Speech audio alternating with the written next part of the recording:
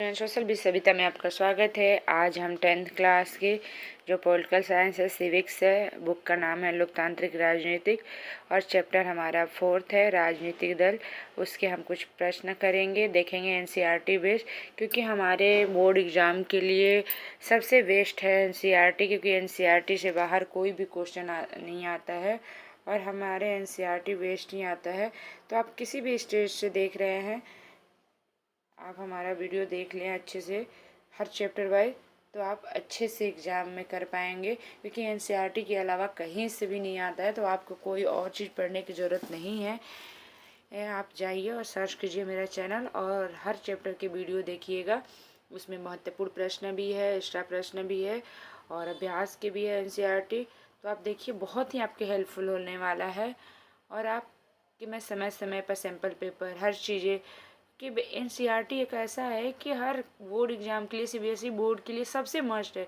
NCERT से अलावा कहीं आता भी नहीं है क्वेश्चन। तो चलिए हम पहला प्रश्न देखते हैं कि लोकतंत्र में राजनीतिक दलों की विभिन्न भूमिकाओं का वर्णन करें। तो देखिए यहाँ पे आंसर है कि विभिन्न दलों का निम्नलिखित भूमिका है। तो यहाँ पॉइंट में दिया हो और आप भी कोशिश करिएगा कि आप पॉइंट में ही आंसर करिएगा।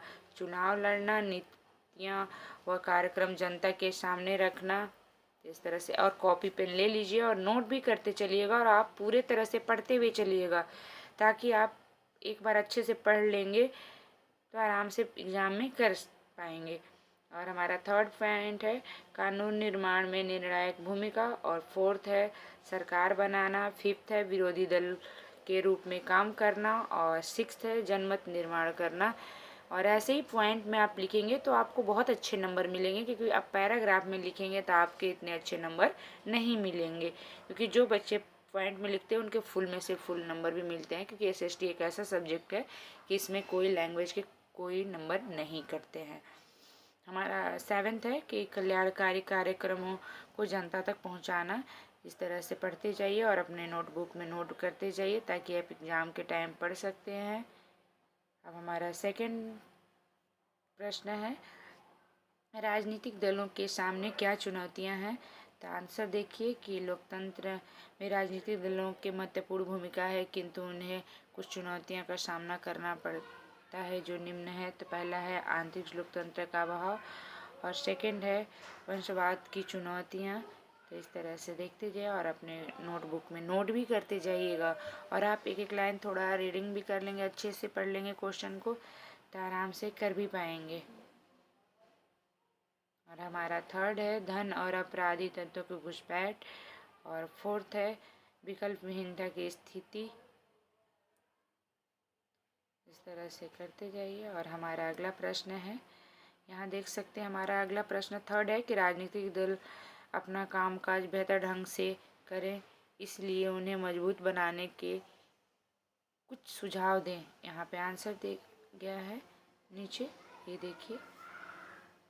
ये हमारा थर्ड प्रश्न कि भारत में राजनीतिक दल और उनके नेताओं को सुधारने के लिए हाल में ही जो प्रयास किए गए हैं उन्हें कुछ सुझाव है, निम्नलिखित है। तो देखिए पहला दूसरा इस तरह से पॉइंट में, तो आप भी, मैंने यही बोला कि आप भी इसी तरह से पॉइंट में लिखेंगे तो आपके लिए बहुत ही हेल्पफुल होगा और बहुत बढ़िया नंबर भी मिलेंगे आपको। और आपको कोई और मटेरियल पढ़ने की ज़रूरत नहीं है कि इतनी मोटी गाइड खरीदेंगे, उसमें पैसा वेस्ट करेंगे, उतने पढ़ भी नहीं पाएंगे। तो हमारे चैनल पर इस तरह से वीडियो के माध्यम से आप पढ़ पाएंगे ईजिली। अब देखिए कुछ अन्य कदमों को राजनीतिक दलों को सुधार के लिए सुझाव दिया गया है, ये देखिए। और इस तरह से पॉइंट में लिखते जाइएगा, अपने नोटबुक में नोट भी करते जाइएगा इस तरह से। और अगला है राजनीतिक दल का क्या अर्थ है, हमारा फोर्थ का। तो ये देख सकते हैं कि राजनीतिक दल के लोगों का एक ऐसा संगठन समूह के रूप में समझाया जा सकता है जो चुनाव लड़ने और सरकार के राजनीतिक सत्ता हासिल करने के उद्देश्य से काम करता है और समाज के सामूहिक हितों को ध्यान में रखकर यह समूह कुछ नीतियों का कार्यक्रम तय करता है। और हमारा अगला प्रश्न है किसी भी राजनीतिक दल में क्या गुण होते हैं। तो इनके आंसर है देखिए यहाँ पे कि क्या गुण होते हैं। यहाँ पे हमारा देखिए ये आंसर दिए हुए हैं पॉइंट में, तो इसे नोट कर लीजिएगा। 6 पॉइंट है।